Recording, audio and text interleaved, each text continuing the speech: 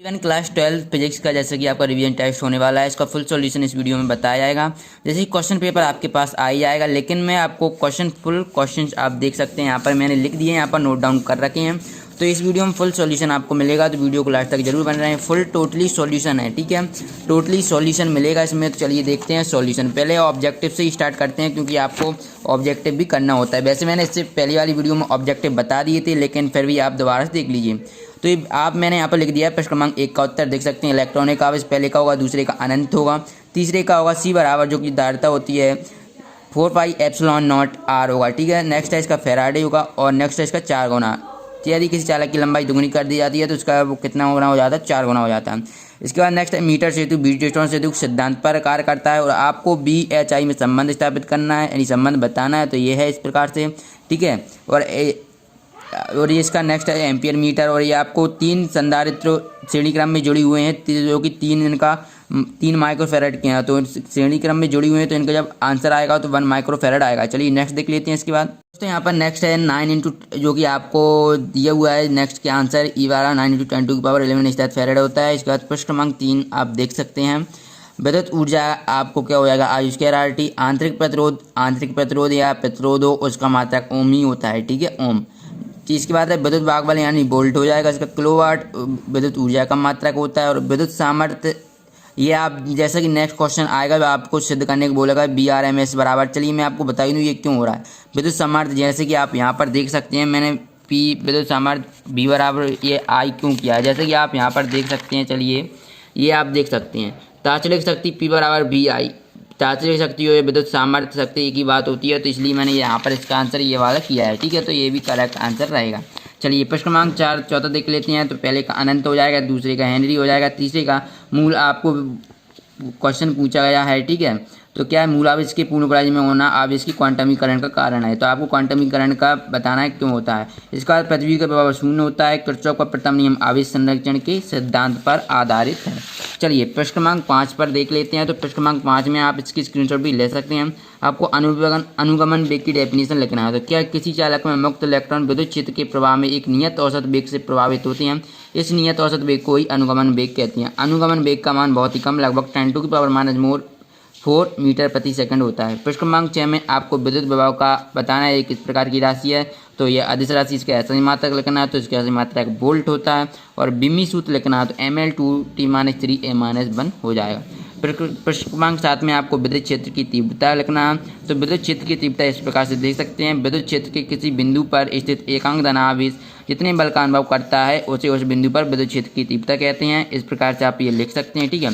चलिए question number 8 देख लेते हैं। इसके बाद तो क्वेश्चन नंबर 8 आपकी स्क्रीन पर दिख रहा है। आपको फैराडे की विद्युत चुंबकीय प्रेरण के नियम लिखना है, ठीक है। थोड़ी बहुत प्रॉब्लम हो सकती है, ठीक है, तो आप कोऑपरेट करें। आप या इसकी स्क्रीनशॉट ले सकते हैं, ठीक है। फैराडे का ये मैंने प्रथम नियम यहाँ पर बता दिया। ये द्वितीय नियम है। इस नियम के अनुसार प्रेरित विद्युत भागबल का मान चुंबकीय प्लस में परिवर्तन के अनुक्रमानुपाती होता है। इस प्रकार क्वेश्चन नंबर 8 दिया है आपको कि वैद्युत द्रव पर विभव के मान को आपको शून्य स्थापित करना है। तो इस प्रकार से आपको ये डेफिनेशन लिखना है। पर यहाँ पर आपको ये इस प्रकार से आपको डायग्राम बना लेना है, ठीक है। ये आपकी स्क्रीन पर भी शो हो रहा है। तो इस प्रकार से आपको ये क्वेश्चन पेपर लिख लेना है अपने, जो कि आप रिवीजन टेस्ट आप लोग बना रहे हैं, ठीक है। इस प्रकार से आपको ये पूरा लिख लेना है। ये 1/AP माइनस 1/BP है। तो 1/AP माइनस 1/AP, चूँकि यहाँ पर आप देख सकते हैं BP = AP होगा, ठीक है। तो चलिए यहाँ पर आप ये सुना जाएगा, तो यहाँ पर आप लिख दीजिएगा। चलिए क्वेश्चन नंबर इसके बाद नेक्स्ट देख लेते हैं, जो कि नेक्स्ट क्वेश्चन है अनुगमन वेग और धारा और अनुगमन वेग में संबंध लिखना है, ठीक है। तो ये आप ये मिटा लेना, ये पेंसिल से ये पूरी लाइन नहीं है, टोटली यहीं तक है, ठीक है। तो ये इस प्रकार से आपको इसका ये डायग्राम बनाना है कुछ इस प्रकार से, ठीक है। और ये आपको डेफिनेशन इसकी जो भाषा लिखना है कि माना PQ, ये PQ एक चालक है, ठीक है, जिसकी लंबाई L है तथा अनुप्रस्थ काट का क्षेत्रफल A है, इस पूरे का क्षेत्रफल A है, तब इसका आयतन। इस प्रकार से आपको डायग्राम बना लेना है, ठीक है। इसका पूरा स्क्रीनशॉट ले सकते हैं। तो ये आपकी स्क्रीन पर शो रहा है। इस प्रकार से आप पूरा का पूरा स्क्रीनशॉट लेकर लिख सकते हैं अपने कॉपी में, ठीक है। आई होप कि आपकी वीडियो पसंद आ रही होगी। तो वीडियो को लाइक करें, चैनल को सब्सक्राइब भी कर लें ऐसे ही फुल सॉल्यूशन पाने के लिए, ठीक है। तो यहाँ पर यह आपका संबंध स्थापित हो गया है। चलिए इसके बाद प्रश्न क्रमांक 11 देखते हैं। आपको बताना है विभव विभव मापी वोल्ट मीटर से श्रेष्ठ है, तो क्यों है। ठीक है, इस प्रकार से आपको ये लिख देना इसकी डेफिनेशन कि वोल्ट मीटर की सहायता से। इस प्रकार से आप इसका स्क्रीनशॉट लेकर लिख सकते हैं, क्योंकि पूरा बोलूँगा तो बहुत बड़ी वीडियो हो जाएगी। ठीक है, चलिए इसके बाद नेक्स्ट देख लेते हैं। नेक्स्ट क्वेश्चन आपके स्क्रीन पर दिख रहा है, क्वेश्चन नंबर 12 है, स्वप्रेरण और अन्योन्य प्रेरणा में अंतर लिखना है। तो स्वप्रेरण आप इस प्रकार से इसकी डेफिनेशन लिख सकते हैं या स्क्रीनशॉट भी ले सकते हैं। तो इसमें केवल एक कुंडली होती है, इसमें दो कुंडलियाँ होती हैं।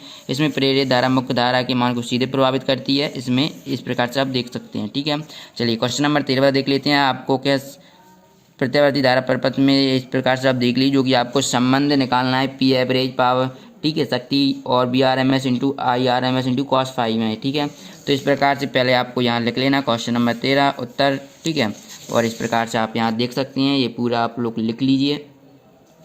ठीक है, इतना, और ये माइनस का चिन्ह है। ठीक है, तो ये आप पूरा लिख लीजिए, इस प्रकार से आपको ये लिखना है। ठीक है, चलिए इसके बाद नेक्स्ट देख लेते हैं। तो नेक्स्ट है कि आपको क्या नमन कोण क्षैतिज घटक तथा ऊर्ध्वाधर घटक में संबंध लिखना है। तो चलिए इसका डायग्राम मैं अभी आपको बताता हूं दोस्तों। तो इसका डायग्राम आपको कुछ नमन और क्षैतिज कोण का इस प्रकार से बनाना है। तो इस प्रकार से आप लोग इसका डायग्राम बना सकते हैं, स्क्रीनशॉट ले लीजिए। चलिए, तो डायग्राम बनाने के बाद फिर आपको कुछ इस प्रकार से भाषा लिखना है और ये आपका आंसर आने वाला है। ठीक है, तो ये आपको यही पूछा है कि आपको VH और थीटा में संबंध स्थापित करना है। ठीक है, तो ये आपने संबंध स्थापित कर दिया है। चलिए इसके बाद नेक्स्ट देख लेते हैं, जो कि क्वेश्चन नंबर 15 है। आपको क्या उपचाई ट्रांसफार्मर उच्चाई ट्रांसफार्मर में अंतर लिखना है। इस प्रकार से आपकी स्क्रीन पर शो हो रहा है, तो इस प्रकार से आपको ये लिखना है। ठीक है, चलिए देख लीजिए आपकी स्क्रीन पर। चलिए क्वेश्चन नंबर 16 देख लेते हैं। ठीक है, क्वेश्चन नंबर 16 आपको गॉस का, वैसे गॉस की प्रमेय है, लेकिन क्वेश्चन में नियम दिया है, तो आप नियम या प्रमेय वैसे बहुत अंतर रहता है, आप इसका स्क्रीनशॉट ले लीजिए। चलिए नेक्स्ट देख लेते हैं क्वेश्चन। आपको ये लिखना है पूरा, यहाँ से आप इसका स्क्रीनशॉट ले लीजिए। चलिए इसके बाद ये आपका जो कुछ बचा हुआ भाग है वो इसका स्क्रीनशॉट ले लीजिए। ठीक है, चलिए इसके बाद नेक्स्ट जो थोड़ा सा और बचा हुआ है, यही आपकी गॉस की प्रमेय है। ठीक है, चलिए क्वेश्चन नंबर 17 देख लेते हैं। क्वेश्चन नंबर 17 आपकी स्क्रीन पर सो रहा है कुछ इस प्रकार से। आपको विद्युत क्षेत्र की बिंदु आवेश के कारण विद्युत क्षेत्र की तीव्रता का व्यंजक ज्ञात करना है। तो इस प्रकार से आप इसका कर सकते हैं।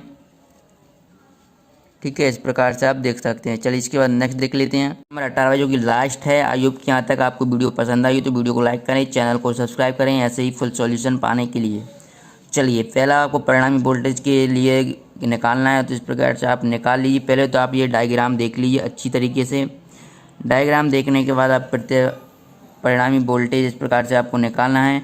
ठीक है, तो इस प्रकार से आप इसका परिणामी वोल्टेज निकाल पाएंगे। ठीक है, इसके बाद क्या करना है आपको, ये आपका यहाँ पर परिणामी वोल्टेज निकल कर आ जाएगा। ठीक है, परिणामी वोल्टेज के बाद आपको प्रतिबाधा निकालना है परपथ की। तो यहाँ से आप इसकी परपथ की प्रतिबाधा भी निकाल पाएंगे। ठीक है, तो परपथ की प्रतिबाधा किस प्रकार से निकालेंगे, इसका हम संबंध के V बराबर IR ओम के नियम से कर देंगे तुलना करने पर। ठीक है, इस प्रकार से आप निकाल लीजिए। और परिणामी वोल्टेज तथा धारा के मध्य कालांतर, इस प्रकार से आप इसका भी निकाल सकते हैं। ठीक है, तो ये आपका मैंने पूरा क्वेश्चन पेपर सॉल्व करके बता दिया, जो कि फिजिक्स का। आई होप की वीडियो पसंद आए तो वीडियो को लाइक करें, चैनल को सब्सक्राइब करें। मिलते हैं नेक्स्ट वीडियो में, धन्यवाद।